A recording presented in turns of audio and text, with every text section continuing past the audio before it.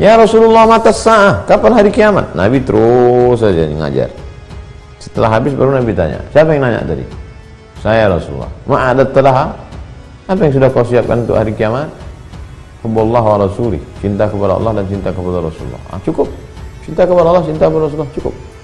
Jadi sebetulnya cerita tentang hari kiamat adalah apa yang kita persiapkan untuk hari kiamat. Wallahu a'lam bishawab. Jadi kalau ada orang bikin isu tentang kiamat, gak usah didengar. Ya, kiamat terjadi tanggal sekian, bulan sekian, tahun sekian. Wah, kasihan masyarakat.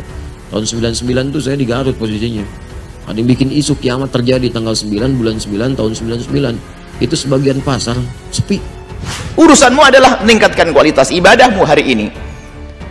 Bukan sibuk mencari-cari tanda kiamat sama mencari Imam Mahdi. Ada dulu keliling cari Imam Mahdi. Oh, Imam Mahdi di sana keliling, nggak pernah sholat. Mau kemana dia? Nggak akan ditoleh oleh Imam Mahdi. Baik, ini saja.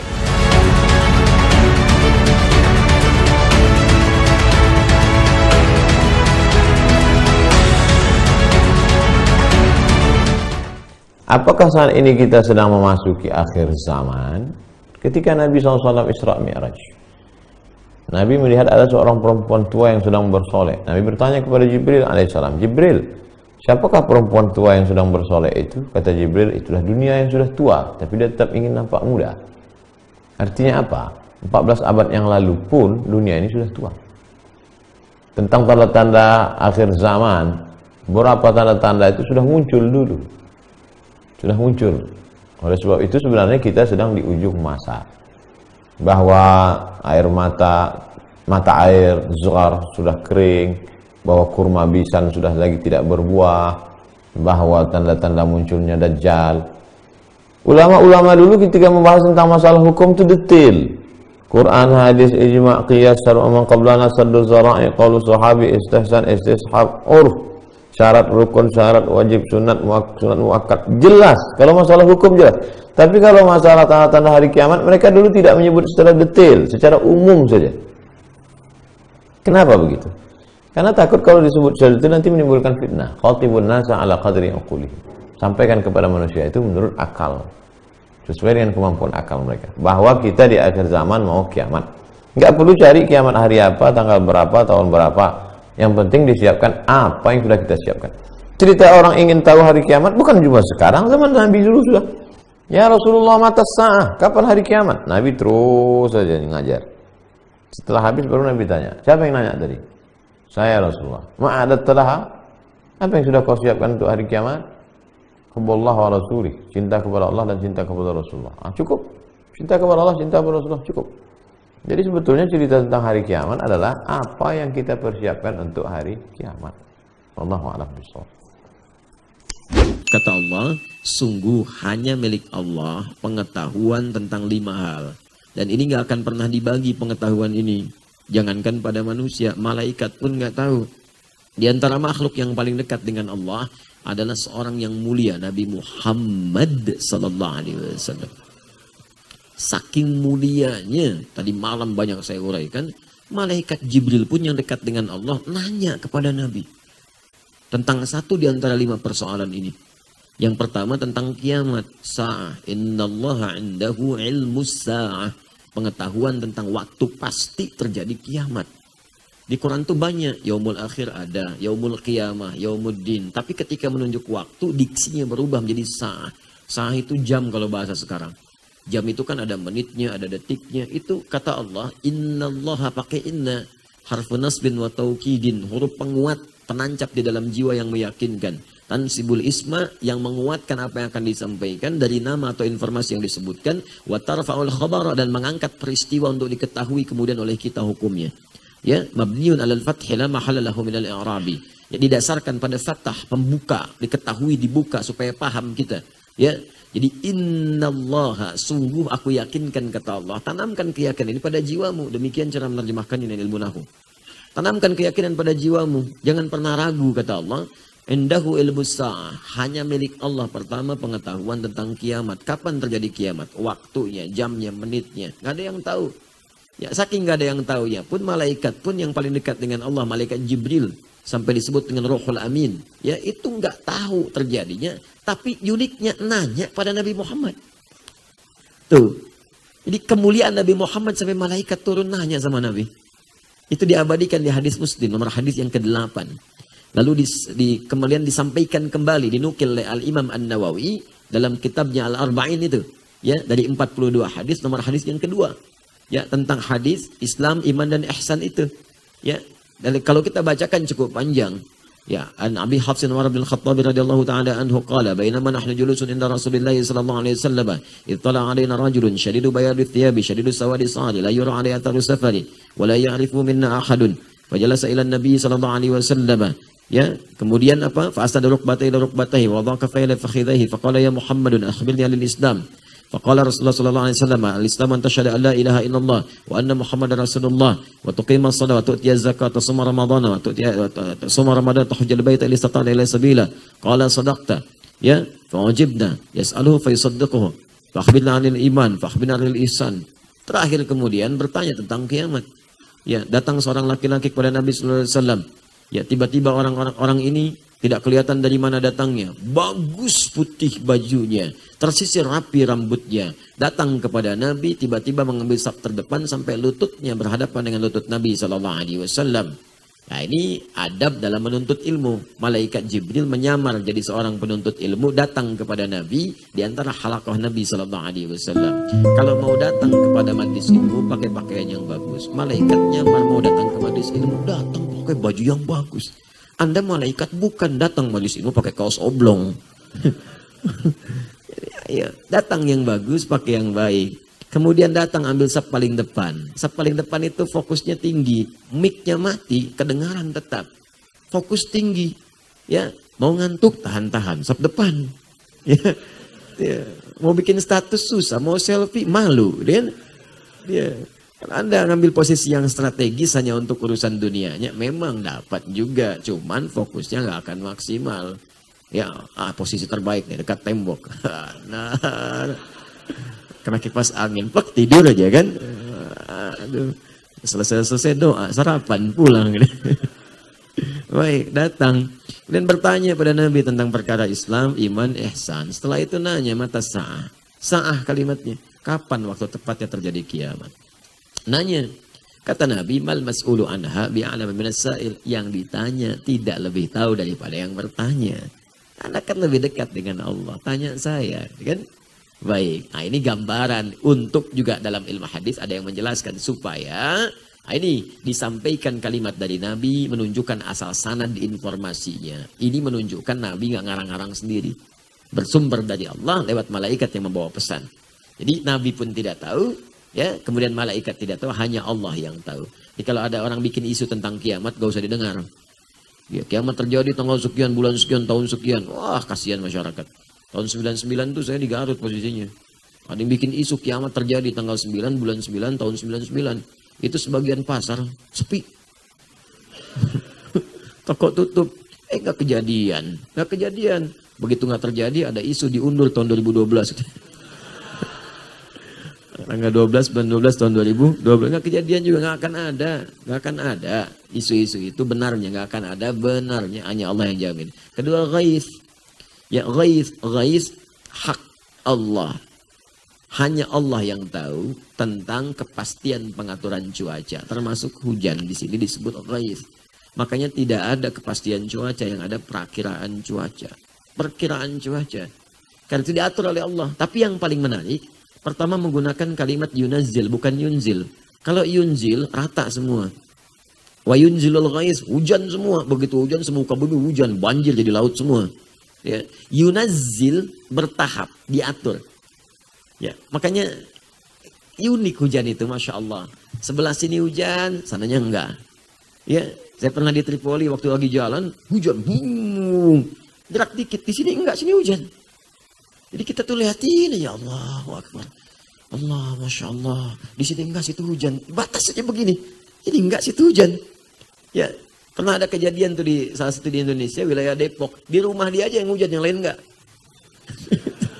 Lihat begini aja, rumah dia hujan, yang lain enggak. Ya, ada pernah kejadian begitu.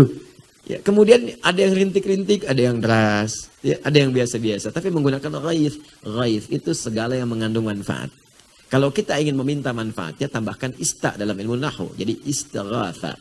Sifat yang disebut istighatsah. Istighatsah itu minta berbagai manfaat, kemuliaan-kemuliaan.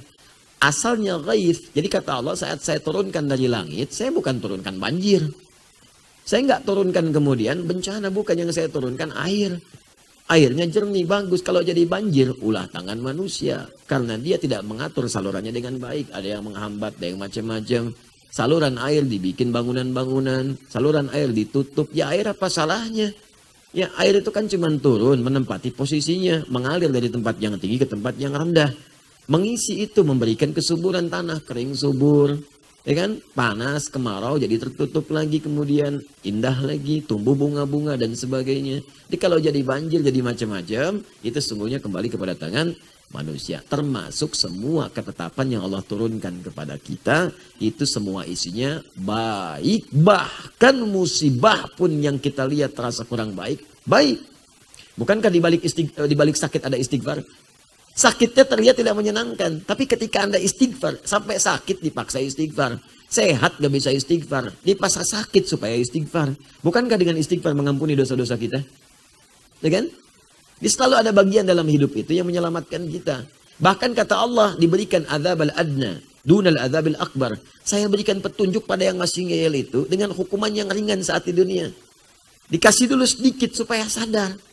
Supaya dia ingat, jangan sampai pulang ke akhirat lebih banyak menderitanya. Makanya pelaku maksiat kadang-kadang mengalami musibah, mengalami bencana, supaya sadar bahwa perbuatan itu salah. Ya, ada orang terpikir berbuat maksiat, kepleset. Dikasih pleset oleh Allah supaya sadar, jangan melangkah ke sana. Ada yang bannya meletus tengah jalan. Ya kan? Mau berbuat maksiat, ya datang ke tempat maksiat, belum pernah bermaksiat, tiba-tiba kepleset, ban meletus. Ya, ada yang kemudian hatinya gelisah tak karuan. Ada yang tiba-tiba kedatangan tamu, ada yang mengingatkan. Itu supaya dicegah berbuat maksiat. Di semuanya baik yang datang dari Allah. Jelas ya? Masalah tanda kiamat. Yang jelas kiamat tidak ada yang tahu kecuali Allah. Tidak boleh ada orang yang tahu tentang kiamat. Apalagi menghitung dengan angka-angka kiamat. 1500 tahun hancur. Tidak ada. Itu nggak bisa dipercaya dan tidak boleh dipercaya. Sebab yang tahu hari kiamat hanya Allah. Nabi pun tidak dikasih tahu kok. Malaikat Jibril dalam hadis Jibril yang bertanya tentang hari kiamat. Nabi menjawab. Yang ditanya maksudnya, aku tidak lebih tahu darimu, hai Jibril. Disembunyikan oleh Allah. Maka tidak boleh ada orang yang mengatakan hari kiamat tiba hari ini enggak ada. Nabi sudah tidak ada. Tidak ada yang menampakkan kecuali Allah SWT. Adapun masalah menyebut tanda-tanda kiamat, kiamat kubro maksudnya, hancurnya semesta. Itu ada disebutkan tanda-tanda kiamat, ada tanda kiamat, ada alamat sughra, ada alamat kubro. Alamat kubro itu nanti. Misalnya turunnya Sayyidina Isa Al-Masih, kemudian Dajjal, keluarnya Dajjal, kemudian matahari terbit dari barat. Itu ada tanda kiamat. Itu tanda kiamat kubra itu sudah sangat dekat.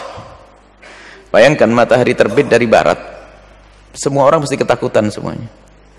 Sehingga kalau sudah matahari terbit dari barat, tobat kita nggak diterima sudah. Tobat seorang hamba masih diterima, kecuali dua hal. Malam yugharghir, selagi nyawa belum sampai tenggorokan masih diterima. Tapi kalau sudah nyawa di tenggorokan mau dicabut, nggak diterima tobat. Yang kedua, kalau matahari terbit dari barat. Dan tanda hari kiamat besar banyak, termasuk ada itu tadi, Ya'juj wa Ma'juj, dabatul ard, terbitnya matahari dari barat, kemudian turunnya Sayyidina Isa alaihissalam, termasuk yang harus sebagian ulama kita mengatakan adanya Imam Mahdi. Biarpun itu khilaf dalam hal ini. Itu adalah termasuk alamat kiamat. Boleh kita sebutkan, tapi tidak terlihat saat itu. Ada alamat-alamat yang saat ini disebutkan wa ma'asyratuha dalam hadis Jibril. Tandanya itu apa ya Rasulullah? Ya tandanya itu ada banyak orang durhaka kepada ibundanya, kemudian orang berlomba-lomba dalam bangunan, tanda-tanda. Tapi tidak perlu menyebut ini kayaknya kiamat besok ini.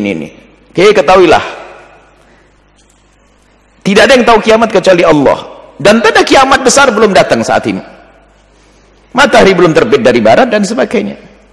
Kemudian jangan sibuk urusan masalah itu. Nabi Muhammad memberikan tanda-tanda ini untuk kita tuh merenung bahwa nanti setelah itu ada dari kebangkitan agar kita mempersiapkan nanti. Akan tapi yang harus Anda pikirkan kiamatmu sendiri itu loh. Matimu itu loh. Nggak usah nunggu nanti Dajjal keluar. Anda kalau mati sudah berakhir kisahnya. Dan kabar gembira bagi Anda ahli iman bahwasanya La taqumu sa'atu ala ahadin yaqulu Allah Allah. Ahli la ilaha illallah, ahli iman tidak akan menemukan dasarnya kehancuran itu. Ahli iman tidak akan menemukan itu semuanya. Karena apa? Sebelum Allah menghancurkan semesta, Allah akan tiupkan angin lembut masuk ke rumah-rumah ahli iman, dan setelah itu meninggal dunia. Tidak akan menemukan. Lah, untuk menjadi ahli iman ini saja yang harus kita tingkatkan, menjadi ahli iman. Orang yang selalu menjaga akhlaknya, iman, akidahnya, ibadahnya, menjauh dari dosa. Yang perlu kita pikirkan adalah kiamat masing-masing. Nggak usah bicara tentang matahari nanti mau berhambur-hamburan bintang ke bintang. Itu nanti. Sekarang engkau punya kiamat, kematianmu itu sudah nggak ada artinya semuanya ini. Ya kayak kiamat sudah. Maka mengingatlah kematian. Lah, kalau menjelaskan tentang alamat tanda kiamat itu, yang benar yang diajarkan Nabi adalah mengingat setelah kematian. Adapun menyebut tanda-tanda kiamat itu adalah menunjukkan bahwasanya nanti kiamat itu akan tiba. Kapan waktunya Anda tidak tahu. Yang dikatakan gorib, dekat itu. Hari kiamat itu dekat itu adalah dikatakan dekat itu. Dekat kapan? Karena dunia itu, umur dunia dibanding dengan umur akhirat sangat pendek. Akan tiba hari kiamat itu. Jadi boleh-boleh saja menyebut tentang alamatus sa'ah, tanda-tanda hari kiamat, boleh disebutkan agar terbangun keyakinan di dalam diri kita. Tapi kalau nakut-nakuti, ini kayaknya ada perang begini, nanti ada kiamat. Ada ini, ada kiamat. Di saat tidak terjadi, bohong tuh Ustaz. Nggak perlu kita menyebutnya seperti itu. Wah, ini adalah hayalan. Hayalan. Kan 2012 kiamat katanya. Sudah kelewat. Yang tahu Allah. Yang tahu Allah. Sekarang pikir tentang kiamatmu. Jadi bercerita tentang alamatus sa'ah boleh-boleh saja. Tapi tujuannya adalah untuk kita imani. Bahasa nanti ada tanda-tanda hari kiamat. Dan bisa saja kita lihat saat ini ada anak yang banyak durhaka pada orang-orang beriyatatawla alal bunyan, apa itu, cor-coran urusan bangunan. Masya Allah, di kampung pun sudah rumahnya mega-mega. Kita bisa mengatakan sudah kiamat, sudah dekat. Maksudnya apa? Ya ada kiamat nanti sesungguhnya. Cuman yang perlu Anda pikir adalah kiamatmu sendiri. Bangunannya rumah belum jadi sudah mati. Kiamat sudah. Kiamatmu sendiri yang kau pikirkan. Bisa husnul khatimah atau tidak?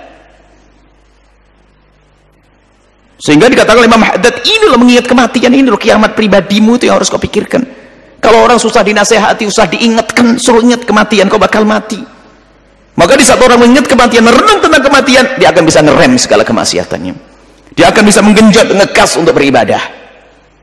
Karena apa? Dia ingat kematian. Jadi jawabannya adalah boleh saja, yang penting jangan bohong. Jangan bohong dan jangan ngarang. Sebutkan tanda kiamat adalah nanti matahari terbit dari barat. Tanda kiamat adalah begini-begini, tapi nggak usah ngarang. Ada ini kiamat ini. Tanda kiamat. Sudahlah. Anda tidak usah bingung mencari Imam Mahdi. Kadang-kadang kita diajak berkhayal. Ada orang keliling nyari Imam Mahdi.